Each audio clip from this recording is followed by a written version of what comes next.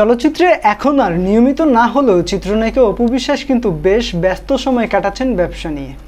বিভিন্ন শোরুম উদ্বোধন, নিজের পার্লার পরিচালনা সব মিলিয়ে এখন তিনি একেবারেই ব্যবসায়ী মোডে। এক সাক্ষাৎকারে অপু জানিয়েছিলেন একসময় তার আর্থিক অবস্থা খুব একটা ভালো ছিল না, তবে এখন সে অবস্থার অনেক উন্নতি হয়েছে। সিনেমায় বর্তমানে কাজ না থাকলেও তিনি থেমে নেই, নিজের ব্যবসা বড় করতেই মনোযোগী হয়েছেন। সাম্প্রতিক সময়ে আলোচনা এসেছে প্রিন্স কাট সেলুনটি নিয়ে।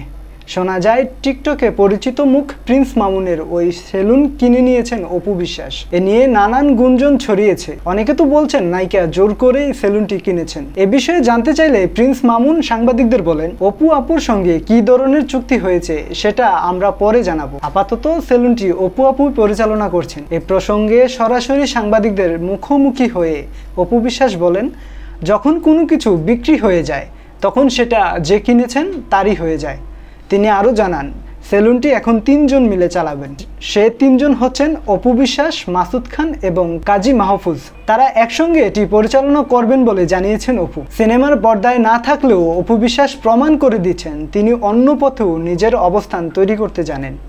আর প্রিন্স কাট নিয়ে গুঞ্জন যাই হোক না কেন, অপু জানিয়ে দিলেন বিক্রি মানেই মালিকানা বদল এবং সেটা এখন তার। সিনেমার পর্দায় না থাকলেও অপু বিশ্বাস প্রমাণ করে দিচ্ছেন তিনি অন্য পথেও নিজের অবস্থান তৈরি করতে জানেন। আর প্রিন্স কাট নিয়ে গুঞ্জন যাই হোক না কেন, অপু জানিয়ে দিলেন বিক্রি মানেই মালিকানা বদল এবং সেটা এখন তার।